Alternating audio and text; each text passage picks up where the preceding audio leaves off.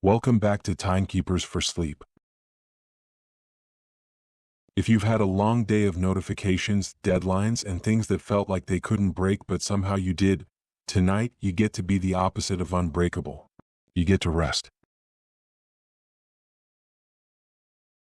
Our story tonight is about something that refuses to break so that people wearing it don't have to worry. A watch built to be dropped, knocked, banged against door frames, splashed with water, and forgotten on the wrist in the middle of messy, ordinary life. A watch born out of a broken gift, a disappointed son, and a quiet engineer who decided that one broken watch wasn't the end of the story. Tonight we're spending time with the G-Shock, the unbreakable watch that became a companion for construction workers, soldiers, skaters, nurses, and people who just wanted to stop worrying about their wrist. You don't have to be a watch collector to enjoy this. You don't have to know any model numbers or technical terms. All you need to do is lie back, feel the weight of the day gradually leaving your body, and let this story walk you slowly through workshops, labs, and quiet city nights. If at some point you fall asleep and never hear the ending, that's not a problem. That's the goal. Take a slow breath in, hold it gently, and let it drift out. Again, in and out. Let your jaw unclench, your shoulders drop, and your hands relax where they are. You are not a G-Shock. You don't need to be. You can let the watch be tough tonight while you are soft. Our story begins not with an unbreakable watch, but with one that did break. Imagine a small apartment in Japan some decades ago. It's evening. The air is cooling after a warm spring day. Outside the window, you can hear faint traffic. A scooter passing, distant voices, the soft rumble of a train somewhere in the city. Inside, a young engineer comes home from work. His name is Kikuo Ibe. He's in his late 20s, working at Casio Computer Company in their product design division. The company is known for making calculators and digital watches, practical devices, nothing fancy but reliable. On his wrist he wears a small watch. It's a mechanical watch, not particularly expensive, but it is precious. His father gave it to him when he entered high school, a gift marking a milestone, a symbol of growing up, of trust, of something steady in a busy life. Ibe wears this watch every day. Not because it's the most accurate or the most beautiful, but because of what it represents. Connection. Family. The quiet confidence his father had when he fastened it around his son's wrist years ago. One day, and the exact circumstances vary in retellings, but the outcome is always the same: the watch falls. Some versions say Ibe bumped into someone on a crowded Tokyo street. Others say he simply knocked his wrist against something at work. The watch slips from his wrist, tumbles through the air for a brief moment, and hits the floor. It's not a dramatic fall. Maybe half a meter. The kind of accident that happens to everyone, the kind you don't think about until it's too late to catch what's falling. When he picks it up, the glass is cracked. The movement inside, the delicate gears and springs that turn time into motion, is damaged. The watch, his father's gift, is broken. For many people, that would be the end of the story. A sad sigh. Maybe frustration at being clumsy. A trip to a repair shop, or if the cost is too high, a replacement. Maybe the broken watch gets tucked into a drawer, a memory of something that once mattered. For Ibe, it becomes a question he cannot ignore. He sits in his apartment that evening, holding the broken watch, turning it over in his hands. The crystal is spider-webbed with cracks. The second hand has stopped moving. Inside, something essential has been knocked out of alignment. Why should a watch, a device meant to be worn every day in real life with real knocks and real mistakes, be so fragile? Why can't there be a watch built for clumsiness, for accidents, for the rough edges of ordinary days? A watch you don't have to baby. This isn't just frustration talking. Ibe is an engineer. His mind works in problems and solutions. He knows that watches have been designed for centuries around the principle of precision and delicacy. Thin cases, exposed glass, movements that require perfect conditions to function properly. But who actually wears a watch in perfect conditions? Construction workers lean against walls, bump into equipment, wash their hands in sinks. Athletes run, jump, collide. Soldiers operate in environments that would destroy most consumer electronics. Even office workers, people who sit at desks all day, still knock their wrists on door frames, drop things, move through the world with the ordinary carelessness of being human. From that moment, a quiet idea sits with him, growing stronger each time he thinks about it. What if we could build a truly tough watch? Not just water-resistant, not just rugged-looking, actually tough. Tough enough to survive drops. Tough enough to shrug off sudden shocks. Tough enough that people could stop worrying about their watch and just live. He doesn't yet know what it will look like or how to build it. He only knows the feeling of looking at that broken gift and thinking, this should not happen so easily. In the months that follow, Ibe can't let go of the idea. He watches construction workers near his office building during lunch breaks. They're drilling, hammering, lifting heavy equipment. None of them wear watches. When he asks why, they say watches just break too easily. It's not worth it. He sees the same thing with people working in factories, in kitchens, in any environment where hands do hard work. Watches are for people who can afford to be careful. For everyone else, they're a luxury that becomes a liability. But everyone needs to know what time it is. Everyone needs to track breaks, meetings, schedules. The solution shouldn't be to give up on wearing a watch. The solution should be a better watch. One day in 1981, Ibe decides to do something that might seem foolish or naive. He writes a proposal for a new product and submits it through Casio's internal channels. The proposal is simple, almost absurdly simple. It consists of 14 Japanese characters written by hand, a durable watch that won't break even if dropped. That's it. No technical specifications, no detailed drawings, no cost analysis, no market research, just a single sentence expressing a dream. The proposal form has fields for experimental schedule and structural plans. Ibe leaves them blank. He doesn't know how to build this watch yet. He only knows it needs to exist. When he submits the proposal, he doesn't expect much. Casio is a practical company. They make calculators and affordable digital watches. This idea, a watch designed specifically to be indestructible, seems almost whimsical compared to their usual product development process.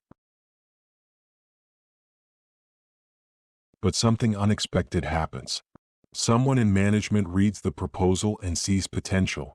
Maybe they remember their own broken watch. Maybe they think about all the markets Casio hasn't reached yet. Maybe they just like the audacity of the idea. The proposal is approved. Ibe is given a small team, just 2 other engineers at first. They call themselves Project Team Tough. Their mission, create a watch that meets what Ibe calls the 1010 standard. Survive a free fall from 10 meters. About 3 stories high. About the length of a telephone pole. High enough that most watches would shatter on impact. Withstand water pressure up to 10 bar. Roughly 100 meters underwater. Deep enough for serious diving, deeper than most people will ever swim. Run on a battery that lasts 10 years. A decade without needing replacement, without needing to think about it, without needing to open the case and risk damaging the seals. 10 meters. 10 bar. 10 years. 3 simple goals that will prove extraordinarily difficult to achieve. But Project Team Tough doesn't know that yet. They're excited. They're optimistic. They're about to spend 2 years learning everything that doesn't work. The early experiments are brutal. Ibe and his team start with what seems like obvious logic. If you want a watch to survive impacts, you need to protect it with cushioning. Soft materials. Rubber. Foam. Something to absorb the shock before it reaches the delicate components inside. They build their first prototype. It's a standard digital watch module, the kind Casio already manufactures, surrounded by a thick layer of shock-absorbent rubber. The case is bulky. The watch looks almost comical on a wrist, but in theory it should work. They take it to a window on the 3rd floor of Casio's Research and Development Center. The building is relatively new, clean, modern. The window overlooks a small courtyard with concrete pavement, perfect for testing. Ibe holds the prototype out the window. He looks down at the ground 3 stories below. He thinks about his father's broken watch, about construction workers without watches, about all the ways things break in ordinary life. He lets go. The watch tumbles through the air, rotating slowly, and hits the concrete with a hard, decisive sound. They rush downstairs to examine it. The case is fine. The rubber absorbed the impact beautifully. But when they check the digital display, it's dead. The module inside broke on impact. Despite the cushioning, despite the protective materials, the shock traveled through the case and shattered something essential. They make adjustments. More rubber. Different arrangements. They try placing the module in the center of a large rubber block, minimizing points of contact. They drop it again. It breaks again. They try different types of rubber, harder, softer, different densities. They try foam materials. They try spring systems that suspend the module inside the case. They try dozens of variations over the following weeks. Each time the result is the same. The case survives. The module breaks. The team begins to realize they're approaching the problem wrong. Adding more protective material around the outside doesn't help because the shock wave travels through any solid connection between the case and the module. No matter how much cushioning you add, if there's a path for the shock to travel, it will reach the fragile components inside. Worse, the more cushioning they add, the bigger the watch becomes. At one point, they create a prototype the size of a softball. It would theoretically survive a fall, but no one would ever wear it. A watch that can't be worn isn't a solution. Ibe sits in the lab late one evening, surrounded by broken prototypes. The room is quiet except for the hum of fluorescent lights and the occasional distant sound of someone working in another part of the building.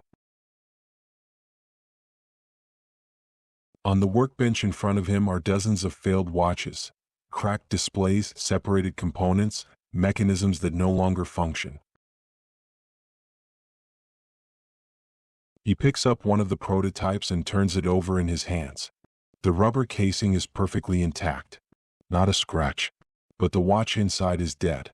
What's the point of an indestructible shell if the heart still breaks? The engineering problem is deceptively simple to state but maddeningly difficult to solve. When the watch hits the ground, kinetic energy needs to go somewhere. It can be absorbed, reflected, or dissipated, but it can't simply disappear. Traditional watches handle this problem by being careful. Don't drop them. Don't bang them against things. Handle with care. That's not a solution, that's an avoidance strategy. Ibe wants an actual solution. A watch that can take the hit and keep working. But every design they try fails in some way. Either it's too big, too heavy, too ugly, or it still breaks. By the end of 1982, more than a year into the project, they've tested over 200 prototypes, 200 different approaches, 200 failures. The team is exhausted. Some of them are starting to think the goal is impossible. Maybe watches are just inherently fragile. Maybe trying to make an unbreakable watch is like trying to make unsinkable ships or uncatchable planes, engineering hubris that reality will always defeat. Ibe feels the weight of this failure personally. He's the one who proposed the project. He's the one who convinced management to allocate resources. If they can't produce results soon, the project will be cancelled, and he'll have wasted 2 years pursuing an impossible dream. He starts having doubts. Maybe his father's broken watch was just an unfortunate accident, not a fundamental design problem. Maybe people should just be more careful with their possessions.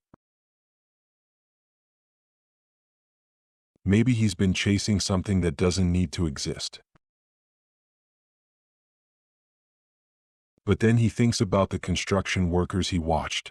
The way they avoided wearing watches not because they didn't want to know the time, but because they couldn't afford to keep replacing broken watches. The way soldiers deployed to harsh environments had to rely on unreliable equipment. The way ordinary people, clumsy people, busy people, people living real lives, deserved tools that worked even when they made mistakes. The watch shouldn't demand perfection from its wearer. The watch should adapt to imperfection. That's the philosophy that keeps him going through the failures. But philosophy alone doesn't solve engineering problems. They need a breakthrough, an insight, something they haven't tried yet. Winter arrives. Tokyo gets cold but rarely snows. The days are short. Ibe spends long hours in the lab, trying one more variation, testing one more material, hoping this will be the one that works. It never is. By early 1983, more than 2 full years into Project Team Tough, they're no closer to a working design than they were at the beginning. The team is demoralized. Management is losing patience. The whole project feels like it's about to collapse. Then, on one Sunday afternoon in the spring of 1983, Kikuo Ibe takes a walk in a park adjacent to the office building. He's not looking for inspiration. He's just trying to clear his head, to think about something other than failing prototypes and wasted time. In the park, children are playing. Some are on swings. Others are running around, their voices echoing in the open space. And one group of kids is playing with a rubber ball, bouncing it on the concrete path, trying to keep it away from each other in some kind of improvised game. Ibe watches the ball bounce. Up, down. Down. The kids throw it hard against the ground and it rebounds, absorbing the impact and converting it back into motion. The rubber exterior compresses slightly on impact, then springs back. But here's what catches his attention. When the ball hits the ground, the center of the ball, the air inside, barely moves. All the compression, all the deformation, all the shock absorption happens in the outer shell. The core remains stable, protected, unaffected by the violent contact with the ground. That's the moment, the breakthrough, the insight they've been missing for 2 years. What if the watch module didn't need to be protected by surrounding it with cushioning? What if instead, the module could be suspended in the center of a hollow structure, with minimal points of contact, so that the outer case could absorb impacts while the core floated, untouched, in the middle? Like a ball. Like a ball where the center never experiences the shock of hitting the ground. Ibe stands in the park watching kids play and feels the entire problem rearrange itself in his mind. They've been thinking about protection, adding layers between the impact and the module. But protection isn't enough. They need isolation. They need to create a system where the impact never reaches the module in the first place. He rushes back to the lab. He finds scratch paper and starts sketching a hollow case structure. The module suspended inside, held by a few strategic points that allow for movement and flex. The outer shell taking all the impact, deforming slightly, then recovering, while the module inside remains almost stationary. It's elegant. It's simple. It's nothing like what they've been trying. Over the next few weeks, the team works frantically to test this new approach. They design a case with an internal cavity. They experiment with different ways to mount the module inside. Rubber cushions at key points, structures that allow the module to float within the larger case. They build a new prototype. It doesn't look like their previous attempts. It's not just a normal watch buried in rubber. It's a fundamentally different architecture, a protective shell with a free-floating core. They take it to the third-floor window. They drop it. The watch hits the concrete and bounces slightly, the case flexing on impact. They pick it up. Check the display. It's still working. The time hasn't stopped. The display isn't cracked. The buttons still function. They drop it again. Still working. Again. Still working. 10 times. 20 times. 50 times. The watch keeps functioning. Finally, after 2 years and over 200 failed prototypes, they have something that works. A structure that protects through isolation rather than cushioning. A design that lets the module float safely inside a shock-absorbent shell.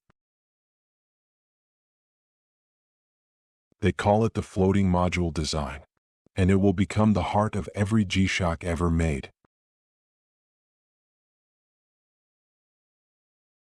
With the core structural problem solved, the team can finally focus on refining the design. The floating module concept works, but turning it into an actual product requires countless small decisions, each one affecting durability, comfort, appearance, and manufacturability. The case needs to be tough but not brittle. They choose resin, a synthetic material that can be molded into complex shapes, that can flex slightly under impact without cracking, that's lightweight and inexpensive to produce. Not fancy but functional. The case design itself goes through many iterations. How thick should the walls be? How much empty space inside? What shape provides the best protection while remaining wearable?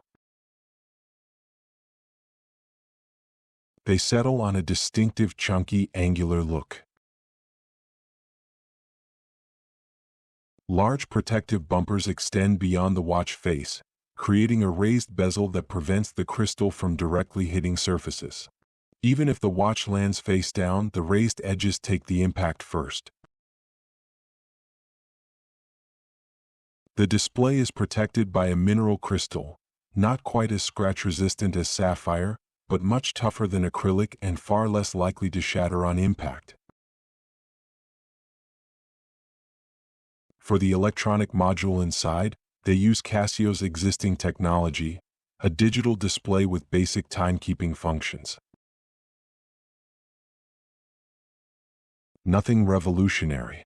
The innovation is in the structure protecting the electronics, not in the electronics themselves. They add features that seem obvious in retrospect but weren't standard at the time. A built-in electroluminescent backlight for reading the time in darkness. An alarm, a stopwatch, a countdown timer. These functions were available in other watches, but combining them with shock resistance was new. The strap is particularly important. It needs to be durable, flexible, and comfortable. They choose resin again, the same material as the case, molded with a textured pattern that prevents the watch from sliding around on the wrist. The strap integrates seamlessly with the case, creating a cohesive appearance where you can't quite tell where the strap ends and the watch begins. Testing becomes more rigorous. The bathroom window drops were just the beginning. Now they have access to proper testing equipment. They use drop towers that can simulate impacts from various heights and angles. They use compression machines that apply forces simulating years of wear. They use thermal chambers that cycle between extreme heat and cold. They use water pressure chambers to verify the 10-bar rating. Each test reveals new weaknesses that need to be addressed. A gasket that fails at low temperatures. A button that jams after repeated presses. A strap keeper that cracks after months of flexing. The engineers make adjustments. They redesign components. They test again. Slowly, prototype by prototype, the watch becomes not just durable but reliable. By April 1983, they have a final design ready for production. The first G-Shock model is designated DW5000C. DW stands for Digital Watch.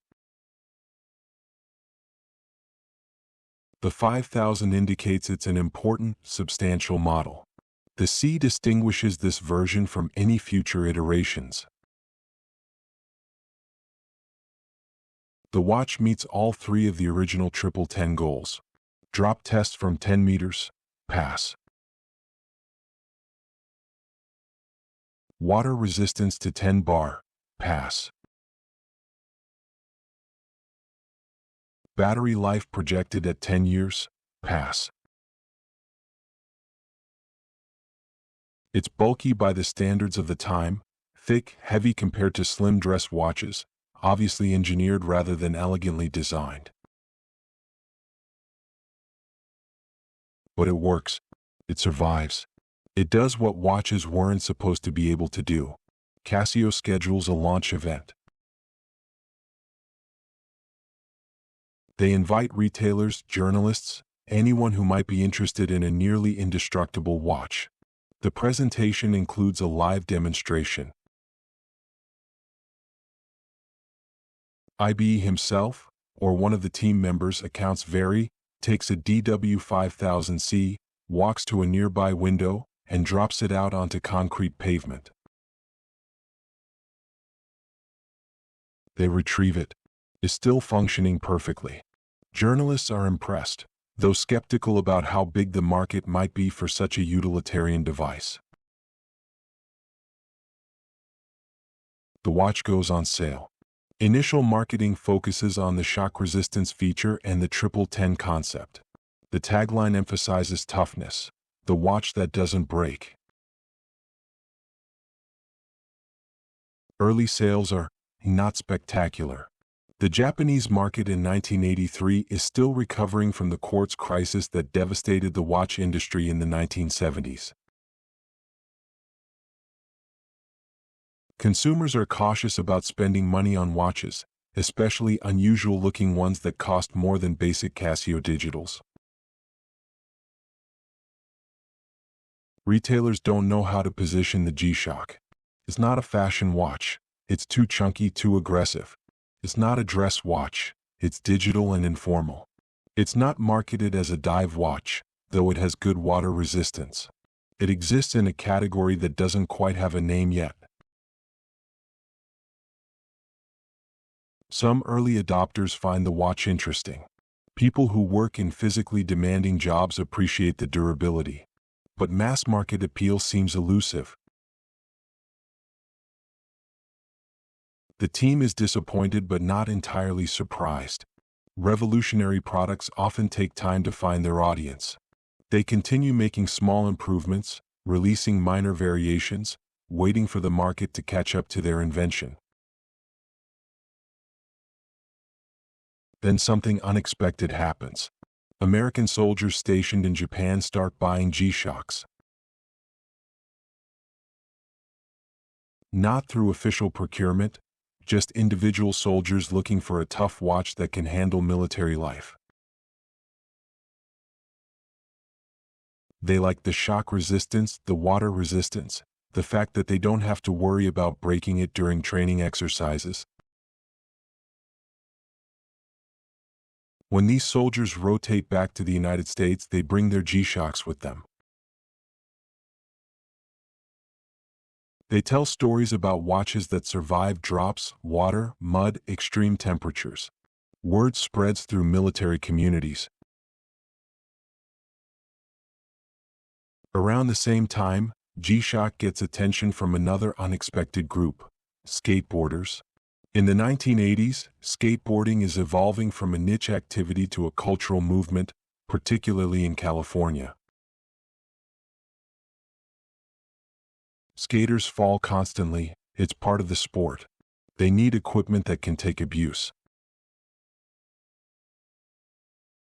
A few influential skaters start wearing G-Shocks. The watch's chunky, unconventional appearance fits perfectly with skate culture's aesthetic of functional rebellion. It's not trying to be elegant or sophisticated. It's trying to be indestructible, which is exactly what skaters need. Music videos in the mid to late 1980s start featuring G-Shocks. Hip-hop artists, rock musicians, anyone projecting an image of toughness or street credibility.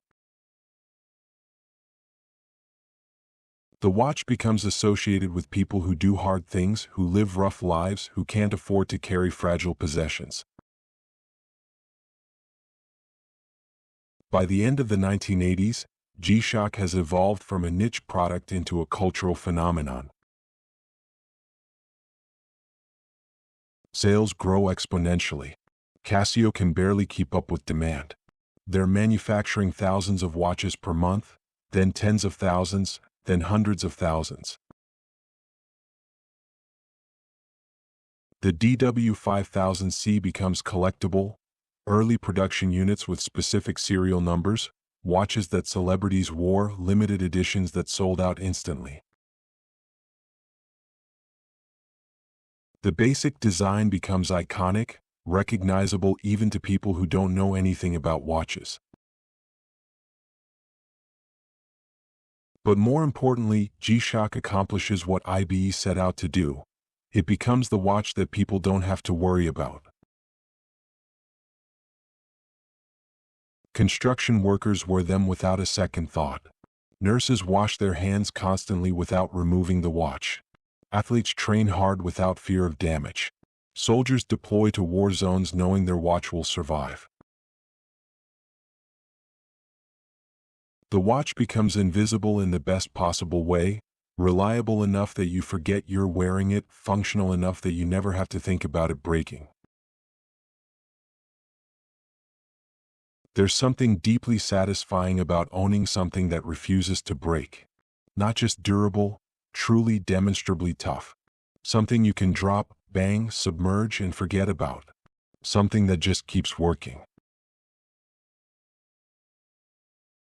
G-Shock fans frequently describe a feeling of freedom that comes from wearing the watch.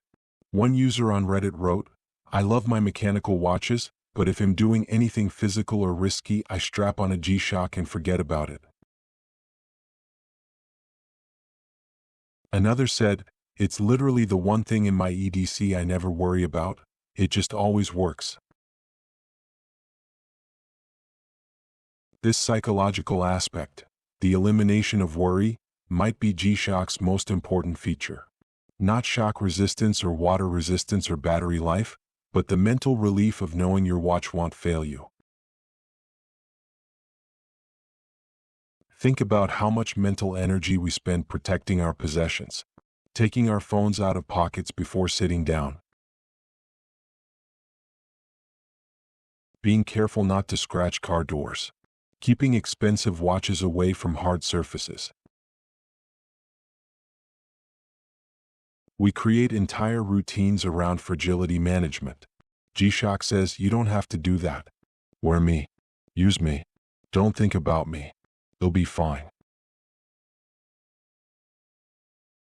This philosophy extends to how people talk about their G-Shocks.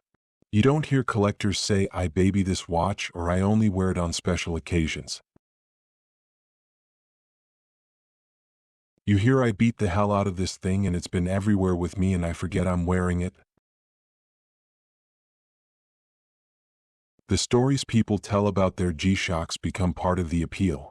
Wars, disasters, accidents, contexts where most possessions would be lost or destroyed, but the G-Shock survives. A construction worker describes his G-Shock getting hit directly by a sledgehammer. The watch flew off his wrist, bounced across a concrete floor, and kept working. The only damage was a small scuff on the bezel. A soldier recounts his G-Shock surviving an IED blast in Afghanistan. The explosion threw him several meters, destroyed his equipment, but when he regained consciousness and checked the watch, it was still telling time accurately. A nurse tells about washing her hands hundreds of times per day for years, exposing the watch to constant moisture and soap and temperature changes. The seals never failed. The backlight never dimmed. After 5 years, it looked worn but functioned perfectly. These aren't marketing stories. These are testimonials from real users, shared in forums and Reddit threads and YouTube comments, creating a mythology around the product that no advertising campaign could replicate. Part of G-Shock's appeal is also its accessibility. Unlike luxury mechanical watches that cost thousands or tens of thousands of dollars, a basic G-Shock costs around $40 to $50. Even high-end G-Shock models with advanced features rarely exceed $500, and most fall in the $100 to $300 range. This price positioning creates an interesting dynamic. G-Shock isn't trying to be prestigious or exclusive. It's trying to be ubiquitous, available, democratic. Anyone who wants an indestructible watch can afford one. This democratization of toughness has cultural implications. In watch collecting, there's often a hierarchy based on price and brand prestige. Rolex sits at the top. Omega and other luxury Swiss brands occupy the middle tiers. Affordable watches like Timex and Casio are at the bottom. But G-Shock subverts this hierarchy. It's affordable, yes, but it's also genuinely superior to expensive watches in terms of shock resistance, water resistance, and worry-free wearability. A $20,000 Rolex will break if you drop it wrong. A $50 G-Shock won't. This creates moments of cognitive dissonance for watch enthusiasts. Some collectors own both expensive mechanical watches and G-Shocks, wearing the Rolex for formal occasions and the G-Shock for everything else. One forum user described selling a $3,000 Swiss watch to buy a Mudmaster G-Shock, saying, "I realized I was spending all this money on a watch I was afraid to actually use." The aesthetic of G-Shock, chunky, angular, unapologetically utilitarian, also has cultural resonance. It rejects elegance and refinement in favor of function and durability. This appeals to people who identify with working-class values, practical problem-solving, getting things done rather than looking good doing them. Streetwear fashion adopted G-Shock for exactly this reason. In the 1990s and 2000s, when streetwear was emerging as a distinct style, G-Shock's aggressive, technical appearance fit perfectly. It wasn't trying to be sophisticated or upper class. It was toolless fashion, function as statement. Collaborations with streetwear brands like Stussy, Bape, and Supreme turned certain G-Shock models into collectible items, sometimes selling for multiples of their retail price on secondary markets. But even these limited editions maintained the core philosophy. They still worked as tough watches, not just as fashion accessories. Musicians embraced G-Shock across genres: hip-hop, punk, electronic music. The watch appeared in music videos, on album covers, in concert photographs. It signaled authenticity, realness, connection to street culture rather than corporate polish. Eminem wore G-Shocks prominently in the early 2000s. The Beastie Boys. Pharrell Williams. Artists whose image included elements of rebellion, independence, doing things their own way. By the 2010s, G-Shock had achieved something remarkable.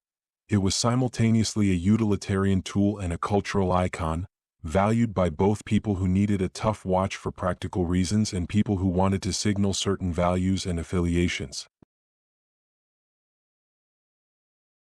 The brand maintained this dual appeal through consistent messaging and product development. They never tried to become a luxury brand. They never abandoned their core audience of workers, athletes, and military personnel in pursuit of fashion customers. They simply made the watch available to anyone who wanted it for any reason. Kikuo Ibe, in interviews decades after creating the G-Shock, often emphasized that the watch's popularity surprised him. He thought he was solving a practical problem: watches that break too easily. He didn't anticipate creating a cultural phenomenon. But in retrospect, the cultural success makes sense. G-Shock addressed not just a technical need but an emotional one. People want possessions they can trust, that won't let them down, that will survive their mistakes and mishandling in the chaos of ordinary life. In a world where so much technology is fragile, disposable, designed to be replaced every few years, G-Shock offers something increasingly rare: durability as a feature, toughness as a value, reliability as a promise that the company actually keeps. This is why G-Shock owners become evangelists for the brand. They're not trying to elevate their own status by associating with a prestigious product. They're genuinely enthusiastic about having found something that works, that solves a real problem, that delivers on its claims. Online communities dedicated to G-Shock, subreddits, forum threads, YouTube channels, are filled with people sharing stories, comparing models, helping newcomers find the right watch for their needs. There's very little brand snobbery, very little gatekeeping. The attitude is, you want a tough watch? Get a G-Shock. Hey race, which one I recommend?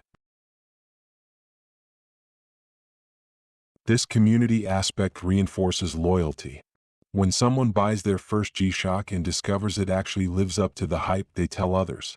They become part of the story, part of the mythology, part of the network of people who found something that works and want others to benefit from it.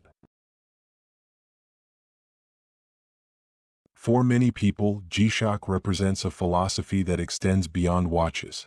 It's about choosing function over form, durability over disposability, reliability over flashiness. It's about not needing to impress anyone, not needing to be careful, not needing to worry.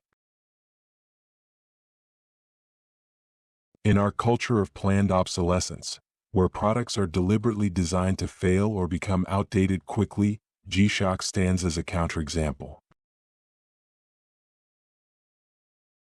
A $50 G-Shock from the 1990s can still work perfectly today. The battery might need replacing, but the watch itself, the structure, the seals, the display, can function for decades. This longevity creates environmental benefits, though G-Shock doesn't market itself primarily as an eco-friendly product. But when watches last for decades instead of years, when people don't need to replace them constantly, that reduces waste and resource consumption in ways that align with sustainability values. The brand has also adapted to modern concerns by introducing solar-powered models that don't need battery replacements at all, and models with Bluetooth connectivity that sync time automatically, ensuring accuracy without adding fragility. But through all these innovations and cultural shifts, the core promise remains unchanged. This is a watch you don't have to worry about. Wear it, use it, live your life. It will be fine. That promise, delivered consistently for over 40 years, is why G-Shock endures. After the success of the original DW5000C, Casio began expanding the G-Shock line to address different needs and markets. Each new model maintained the floating module design and shock resistance, but added features or aesthetics for specific uses. In 1985, Casio released the DW5600C, which would become even more iconic than the original 5000. The 5600 had a slightly updated design, a bit smaller, more refined, with improved button layout. But more importantly, it became the base model that would be produced continuously for decades. Today, you can still buy a DW5600 that looks almost identical to the 1985 version. Same basic shape, same button arrangement, same digital display. The internals have improved, better battery life, brighter backlight, more accurate timekeeping, but the exterior remains recognizable. This consistency creates something rare in consumer electronics. A design so right that it doesn't need to change. While phones and computers and even cars undergo dramatic redesigns every few years, the G-Shock Square remains the G-Shock Square. In 1989, Casio introduced the DW6900, another design that would become legendary. The 6900 had 3 circular subdials on the face instead of a single rectangular display. It looked more complex, more technical, more like a tool for serious work. The 6900 became popular with firefighters and other emergency responders because the extra displays made it easy to track multiple pieces of information simultaneously. You could see the time, a stopwatch, and a countdown timer all at once without pressing buttons. This model also became iconic in hip-hop culture. Artists like Eminem and 50 Cent wore 6900 models prominently, cementing its status as a streetwear staple. Limited edition collaborations with fashion brands often used the 6900 as the base model because its distinctive face made modifications immediately recognizable. The 1990s saw Casio create the Master of G series, models designed for specific extreme environments. Each Master of G watch had specialized features beyond standard shock resistance. The Frogman, first released in 1993, was designed for diving. It was the first G-Shock to meet ISO 6425 dive watch certification standards, meaning it could be used for serious underwater work, not just swimming. The Frogman had asymmetrical case design that protected the buttons from accidental presses underwater and included features like a depth sensor on later models. The Mudman, introduced in 1995, was designed for operations in muddy, dirty environments. It had no protruding buttons.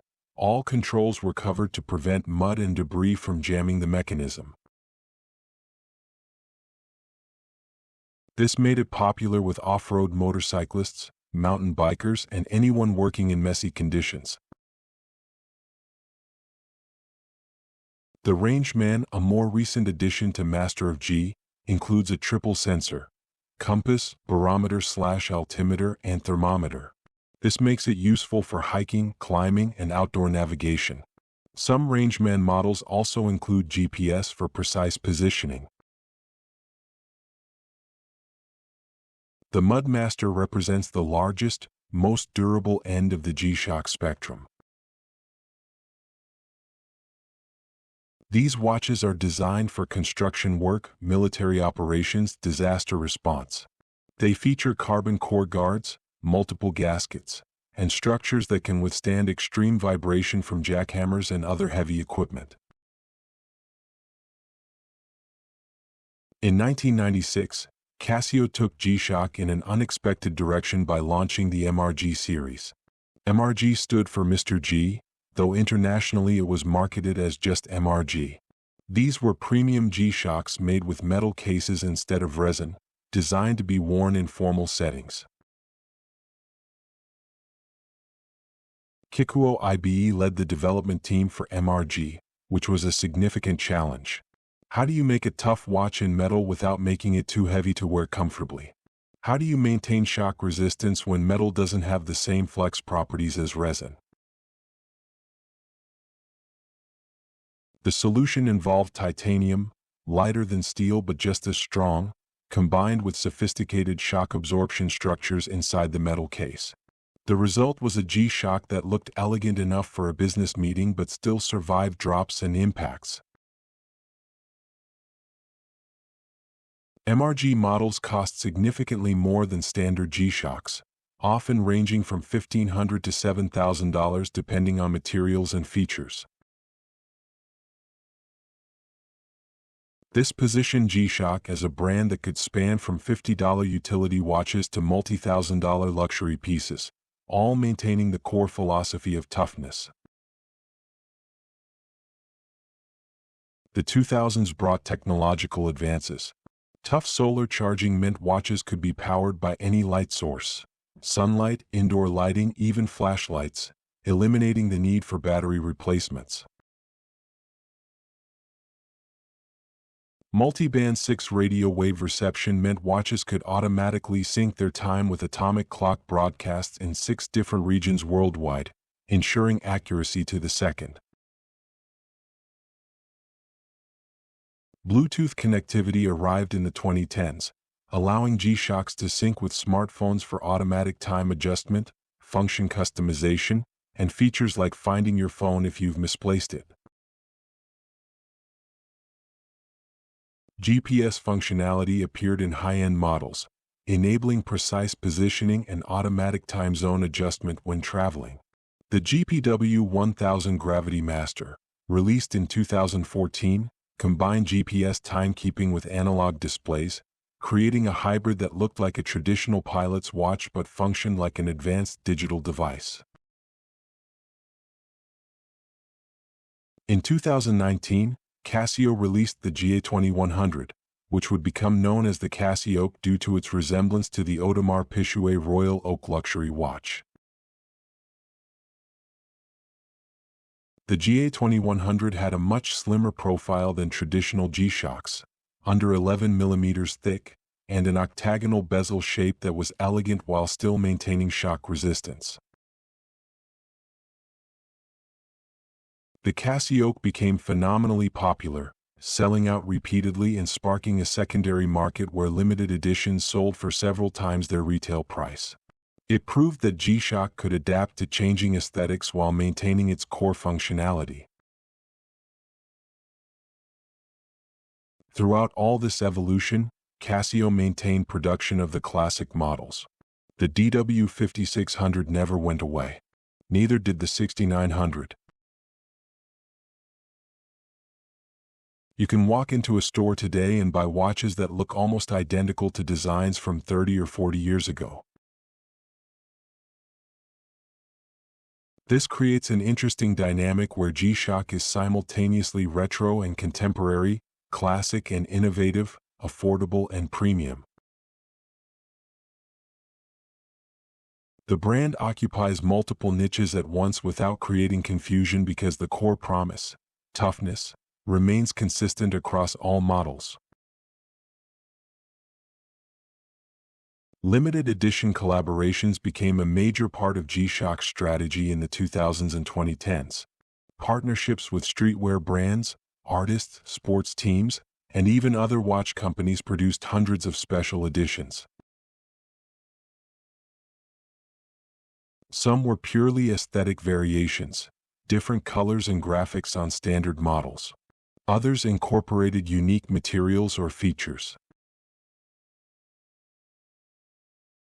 Collaborations with companies like Porter, NASA, and various military organizations added to G-Shock's credibility as a serious tool while also creating collectible items that fans sought out. The collector community around G-Shock is unusual in the watch world. While collectors of luxury watches often focus on investment value and prestige, G-Shock collectors tend to be more focused on personal connection and variety. People build collections of 50 or 100 G-Shocks, each one representing a different period of their life, a different adventure, a different reason for needing a tough watch. Online forums and social media groups are filled with family photos, images of someone's entire G-Shock collection arranged on a table or in a display case. The variety of designs, colors, and special editions makes collecting accessible in a way that luxury watch collecting isn't. You can build a substantial G-Shock collection for a few $1,000s, where a single high-end mechanical watch might cost that much. The brand's 40th anniversary in 2023 was celebrated with events worldwide, new releases, and retrospectives on the DW5000C. Kikuo Ibe made appearances at G-Shock stores, sharing stories about the original development process. Artists and musicians participated in anniversary events, highlighting G-Shock's cultural impact. Looking forward, Casio continues to innovate while respecting G-Shock's heritage.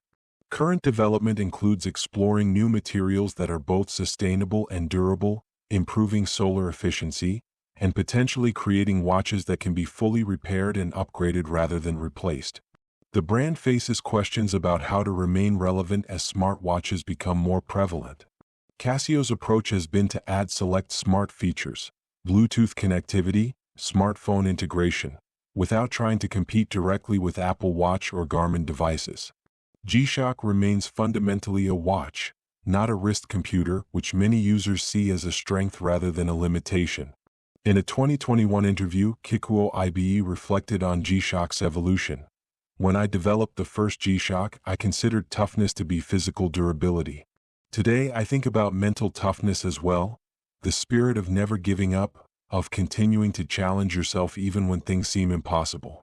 That's what G-Shock represents now. This expansion of the concept from physical to philosophical toughness aligns with how fans actually use and think about their watches. It's not just about surviving drops. It's about the mindset of choosing reliability over fragility, function over fashion, perseverance over giving up. From a single model solving a simple problem, watches that break too easily, G-Shock has become a brand representing values that extend far beyond timekeeping.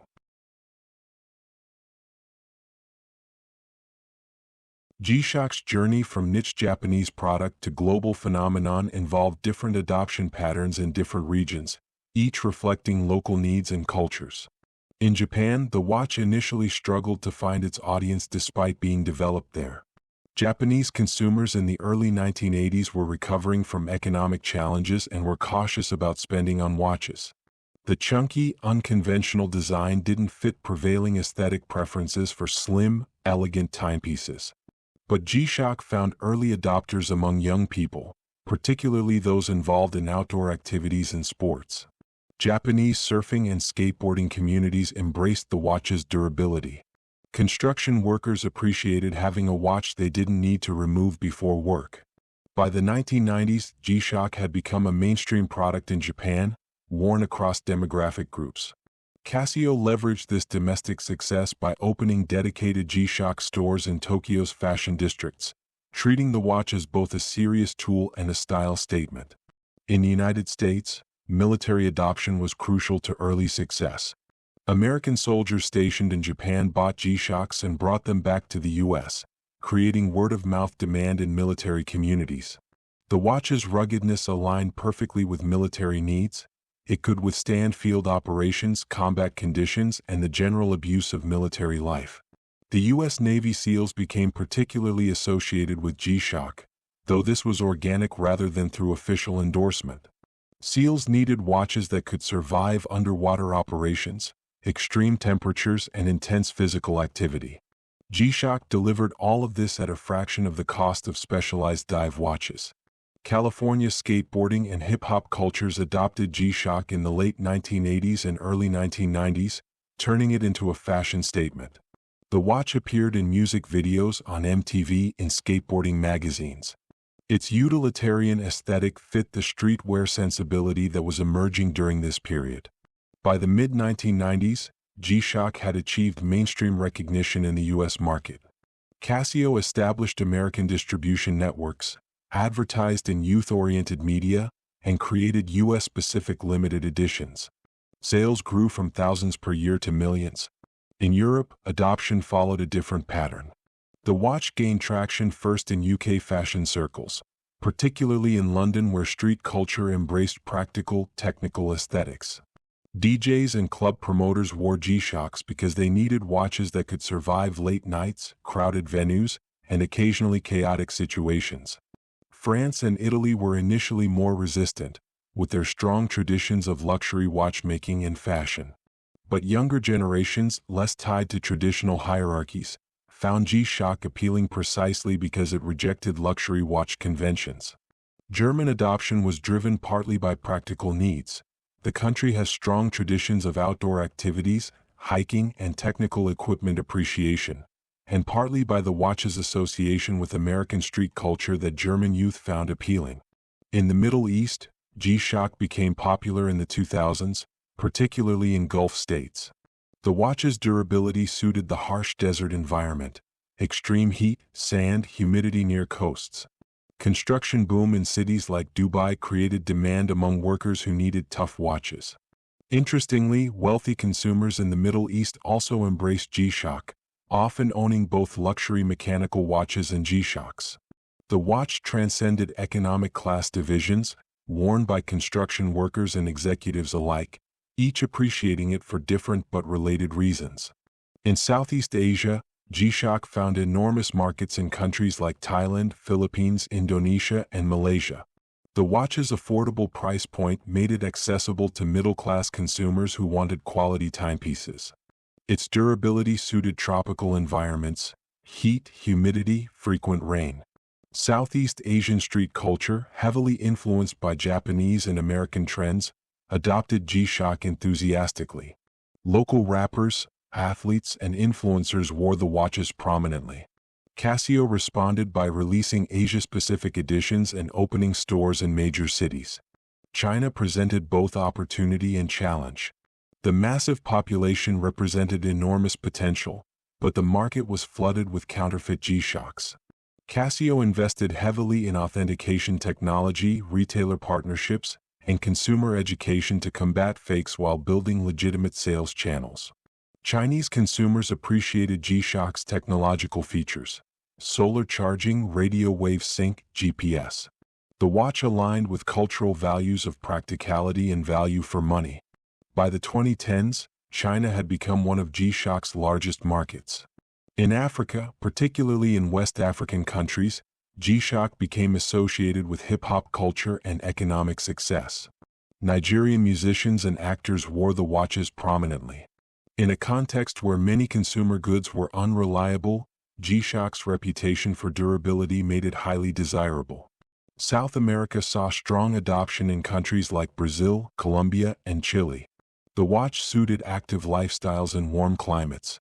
It became popular across economic classes, from favela residents who saved money to buy one tough watch instead of replacing cheap ones repeatedly, to wealthy urbanites who appreciated the brand's street credibility.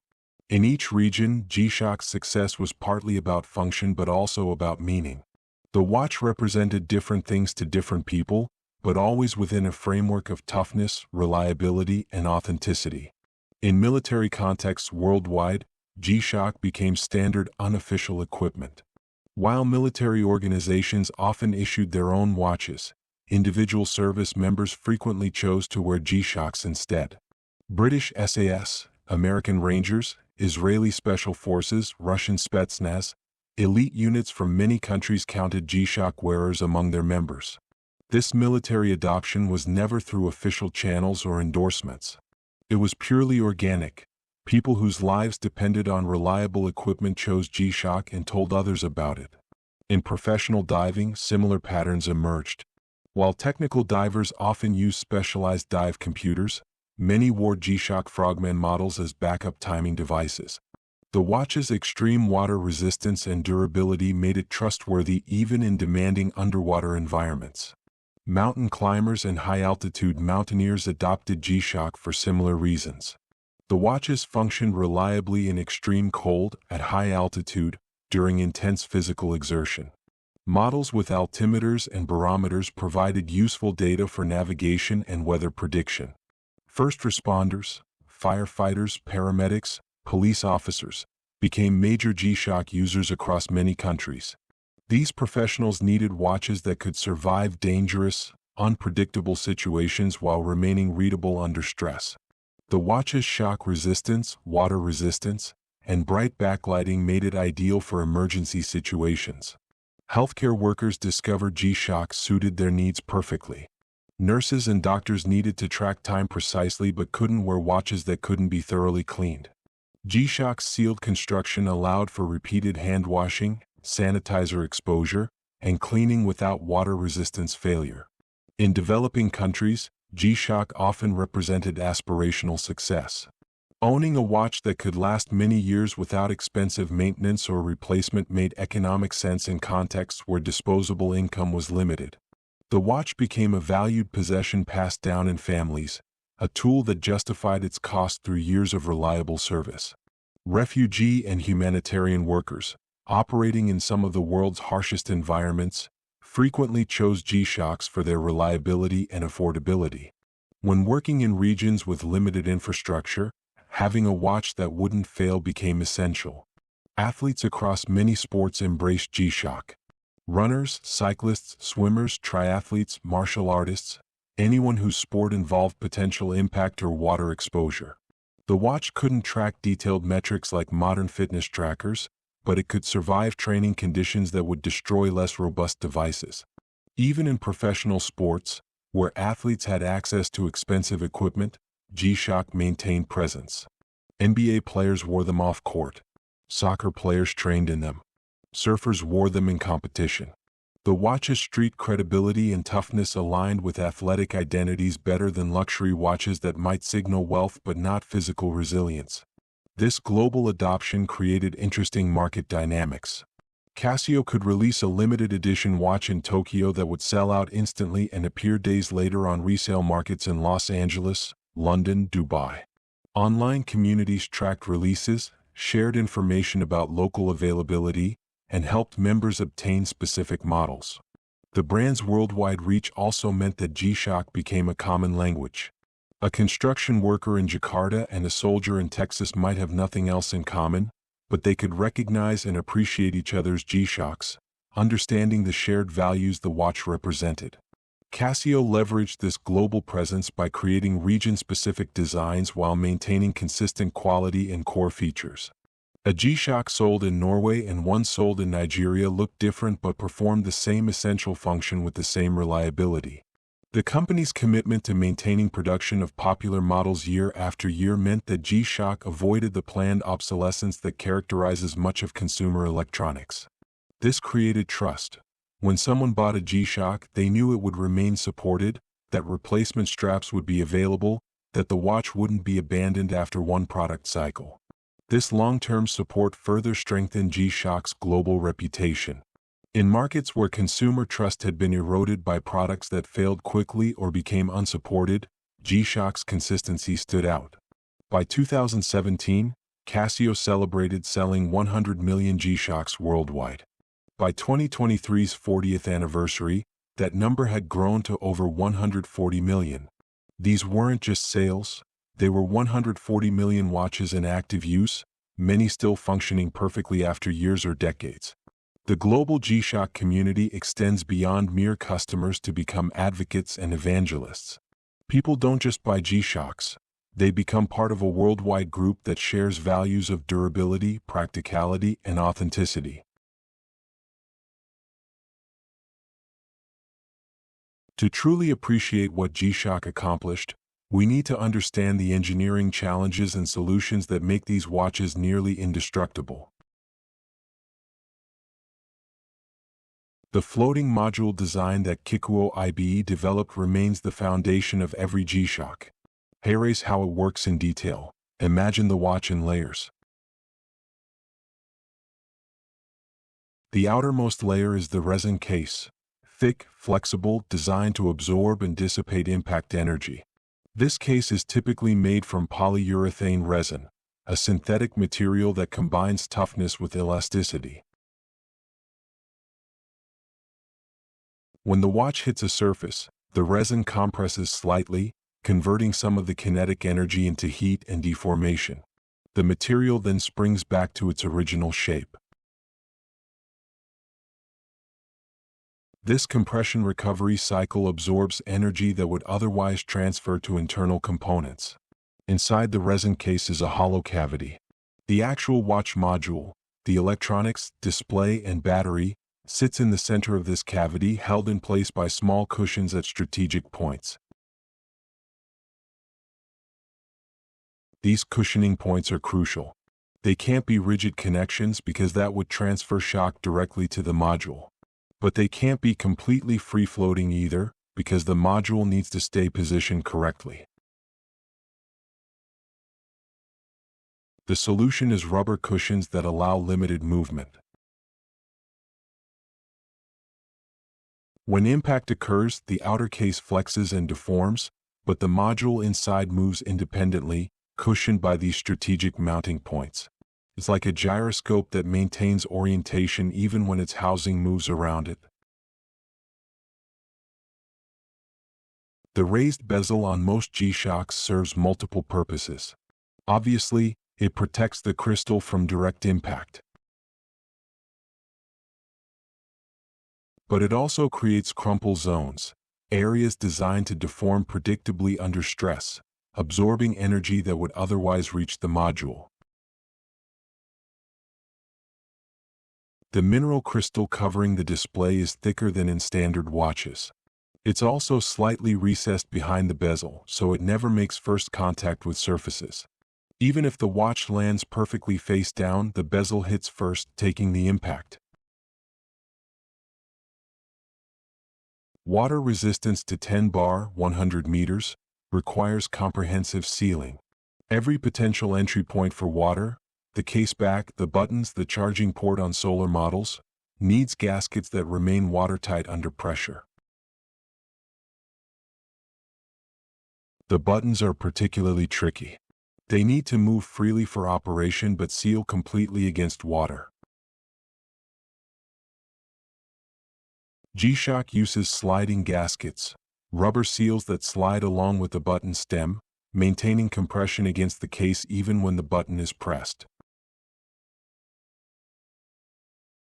On Mudman models and other mud-resistant designs, buttons are eliminated entirely. All control is through pressure-sensitive areas on the case that activate internal switches without creating openings that could admit dirt or water. The mineral crystal isn't just tough. It's treated with anti-reflective coatings on some models to improve readability. The digital display itself is typically liquid crystal, LCD, technology, relatively energy efficient and reliable across a wide temperature range. The electroluminescent EL backlight on many models uses phosphor coatings that glow when electric current passes through them. This provides even illumination across the entire display without requiring much battery power. Later models use LED backlighting, which is brighter and more efficient. Battery management is sophisticated. Standard G-Shocks use lithium cells designed for long life and stable performance across temperature extremes. The watch's circuits are designed for minimal power consumption. The LCD display only updates once per second. The backlight activates only when needed. The alarm draws power only when sounding. This efficiency means a typical G-Shock battery lasts 3 to 5 years under normal use, sometimes longer. The 10-year battery life goal was achieved through cumulative improvements in efficiency and battery technology. Tough solar models add complexity and capability. A photovoltaic panel is integrated into the watch face, usually around the perimeter or behind certain dial areas. This panel converts any light, sunlight, fluorescent lighting, LED bulbs, into electrical current that charges a rechargeable battery. The charging system includes circuitry that prevents overcharging and manages power distribution. When fully charged, excess energy is dissipated as heat or simply not harvested. When the battery runs low, power-hungry features like the backlight may be disabled to preserve basic timekeeping function. Solar-powered G-Shocks can run indefinitely with regular exposure to light. Even in low-light conditions, say worn under a shirt sleeve in an office with fluorescent lighting, the watch harvests enough energy to maintain charge.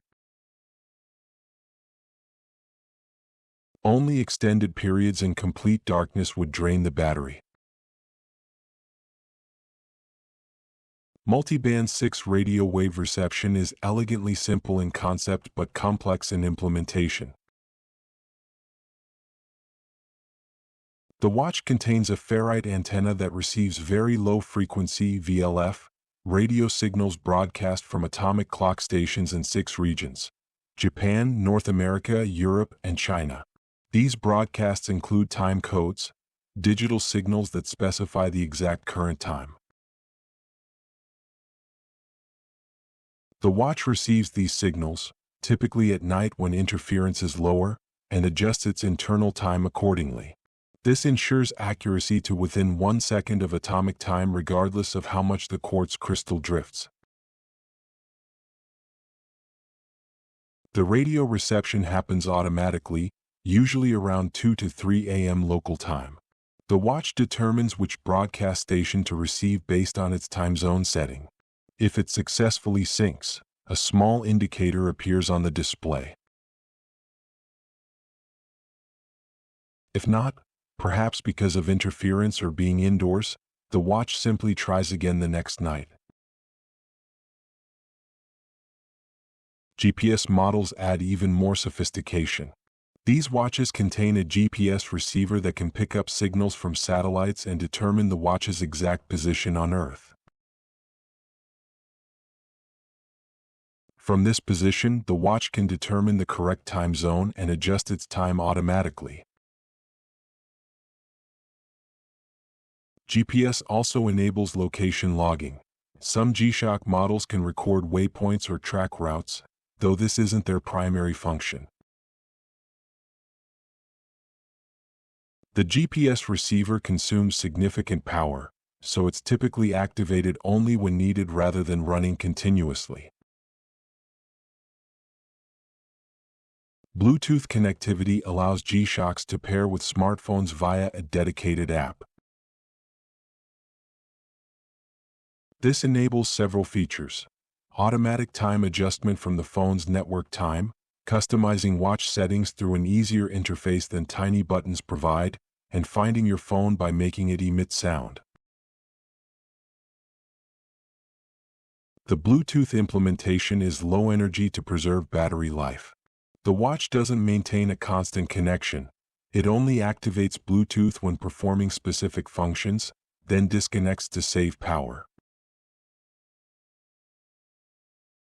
Triple sensor models include 3 environmental sensors: a magnetic compass, a barometric pressure sensor, and a temperature sensor. The compass uses a magnetic sensor to detect Earth's magnetic field. The watch must be calibrated for magnetic declination, the difference between true north and magnetic north, in your location. The compass can then provide bearing information for navigation. The barometer measures atmospheric pressure, which indicates altitude. Pressure decreases with height, and weather trends. Falling pressure often precedes storms. The watch can display current pressure, pressure trends over time, and estimated altitude. The thermometer measures temperature using a thermistor, a resistor whose resistance changes with temperature. The watch can display temperature in Celsius or Fahrenheit. However, body heat affects readings, so accurate temperature measurement requires removing the watch and letting it equilibrate with ambient temperature. These sensors add utility for outdoor activities but require periodic calibration to maintain accuracy. The watch typically prompts for calibration or auto-calibrates when possible. All these technologies, shock resistance, water resistance, solar power, radio sync, GPS, Bluetooth sensors, have to coexist in a package that remains wearable, affordable, and reliable. This is no small engineering feat. Consider the thermal environment. A watch worn outside on a winter day might experience temperatures well below freezing. That same watch worn during summer construction work might reach 50 degrees Celsius or higher. The electronics, battery, seals, and materials must function reliably across this entire range. Or consider the mechanical stresses. A watch on a construction worker's wrist experiences constant vibration from power tools. A watch on a cyclist's wrist experiences periodic impacts from rough terrain. A watch on a soldier's wrist experiences everything from extreme acceleration during parachute deployment to the concussive force of nearby explosions. G-Shock's durability isn't about surviving a single dramatic event. It's about surviving thousands of small insults over years of use without failure. The testing regimen that every G-Shock undergoes before leaving the factory is extensive.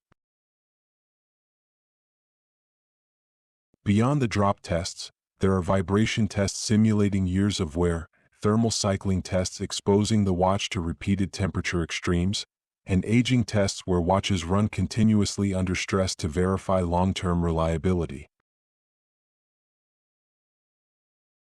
Quality control sampling is rigorous. Random watches from each production batch are destroyed in testing to verify manufacturing consistency. This waste is considered necessary to maintain the brand's reputation for reliability. The result is a watch that genuinely works as promised. Not marketing hyperbole. Not careful hedging with disclaimers. Actual durability that meets or exceeds specifications. This is why G-Shock has maintained its reputation for over 40 years. The watches actually survive what they're claimed to survive. They actually keep working in conditions that would destroy most other watches. The engineering delivers on the promise. For users, this means peace of mind. You don't have to think about your G-Shock. You don't have to protect it or worry about it or handle it carefully. You can focus on whatever you're doing, working, exercising, exploring, and trust that the watch on your wrist will continue functioning regardless of what happens to it. This elimination of worry, this freedom from having to be careful, is perhaps the most important feature G-Shock provides. Not listed in specifications. Not quantifiable in engineering terms. But absolutely central to why people choose these watches and keep wearing them year after year. The best way to understand G-Shock's impact is through the stories people tell about their watches. These aren't marketing materials or carefully curated testimonials. These are organic accounts from forums, Reddit threads, YouTube comments, people sharing experiences because they were impressed enough to talk about them. A construction worker named Mike describes his DW 5600. He's worn it for 7 years, through countless days of demolition work, concrete pouring, and heavy equipment operation. The watch has been hit by hammers, splashed with wet concrete, crushed briefly between I-beams. The bezel is scratched beyond recognition. The strap has been replaced twice. But the watch still works perfectly. It's been submerged in muddy water during foundation digging. It's been dropped from scaffolding onto concrete. Mike says he genuinely cannot break it, and he's tried. He estimates the watch has saved him hundreds of dollars by not needing replacement. More importantly, he never has to think about it. He puts it on in the morning and forgets he's wearing it until the alarm reminds him to take lunch break. Sarah, a nurse in an emergency room, tells about her white baby G, the women's line of G-Shock. She washes her hands between 60 and 100 times per shift. She uses alcohol-based sanitizer constantly. The watch is exposed to bodily fluids, cleaning chemicals, and occasional impacts when patients thrash during treatment. After 4 years, the white resin has yellowed slightly, but the watch functions perfectly. The water resistance hasn't failed despite constant moisture exposure. The backlight still illuminates brightly during night shifts. She's bought a second G-Shock as backup, but she's never needed it.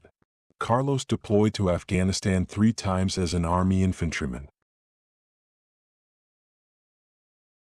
On his second deployment, his rangeman G-Shock survived an IED blast that destroyed his rifle and most of his equipment. The watch was blown off his wrist, flew several meters, landed in gravel, and when he found it an hour later, it was still keeping accurate time.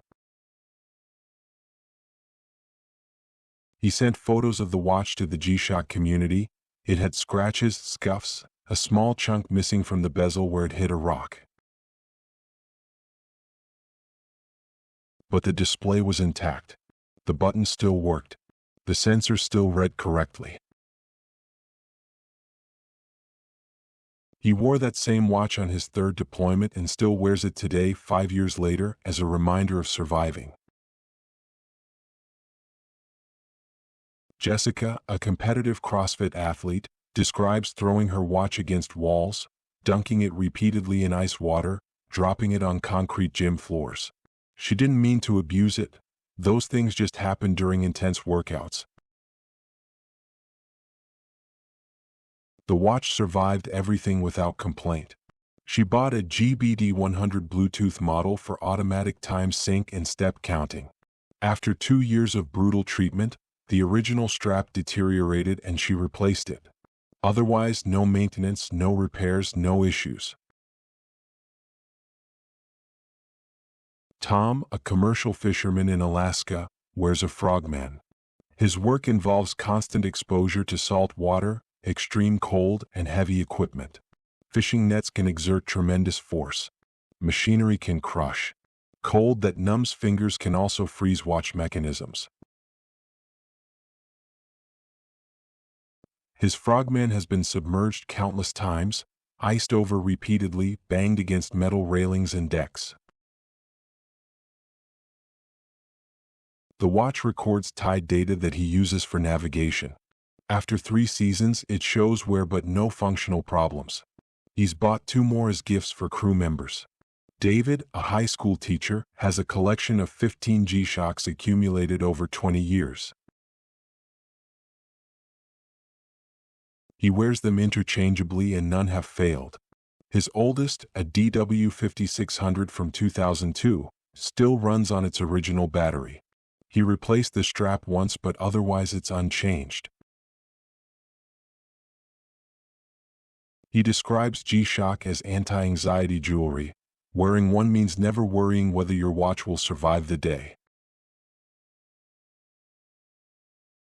He's accidentally put them through washing machines, dropped them into toilets, knocked them off sinks onto tile floors.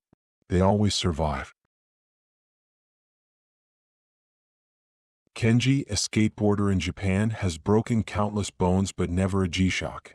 He falls constantly, it's intrinsic to skateboarding, and his watches hit concrete, metal rails, wooden ramps. He's currently wearing his 4th G-Shock, not because the others broke but because he wanted different styles. His old ones still work, he's given them to friends. He appreciates that G-Shock became associated with skate culture specifically because skaters needed watches that could survive their lifestyle, not because the brand tried to market to them. Dr. Patel, a surgeon, wears a GMW B5000 metal square G-Shock. He chose it because he needed something he could thoroughly disinfect between surgeries.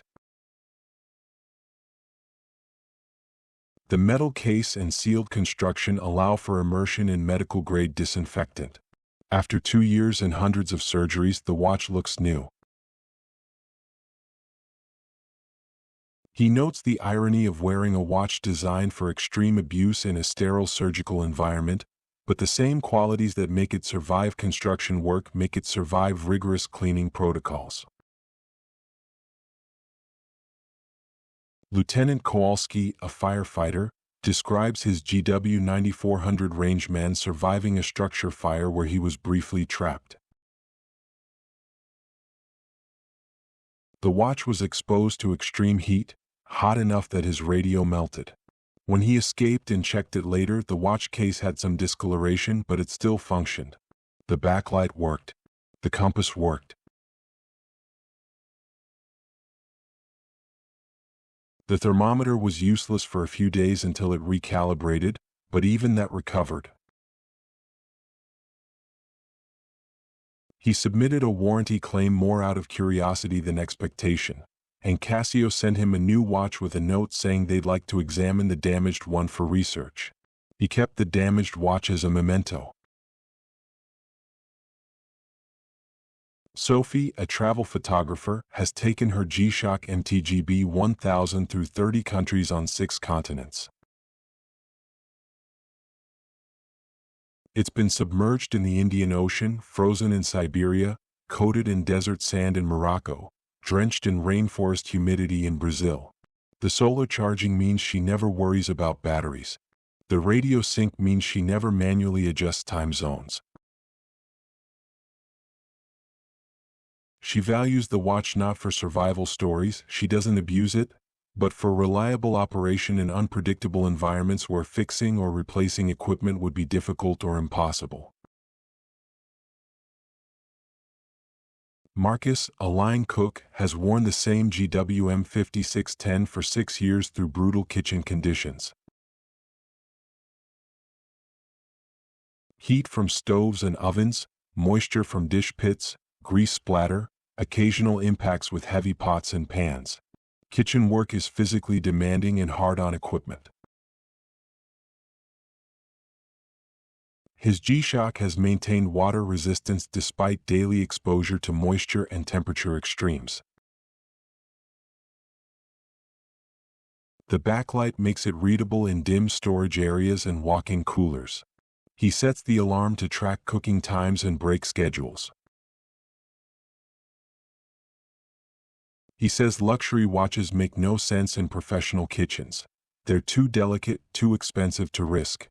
G-Shock costs less than a good chef's knife but works harder and lasts longer. Professor Chin, a geologist, wears a Mudmaster on field expeditions. His work involves hiking in remote areas, collecting rock samples with hammers and chisels, and occasional falls on rocky terrain.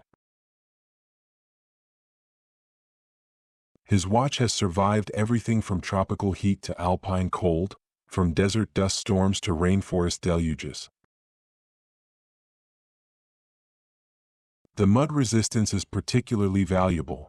After days in the field, he can rinse the watch under a tap to remove accumulated dirt without worrying about water intrusion. The barometer helps track weather changes that might affect field work safety. Rachel, a competitive swimmer, appreciates her Baby G for its simplicity compared to smart watches.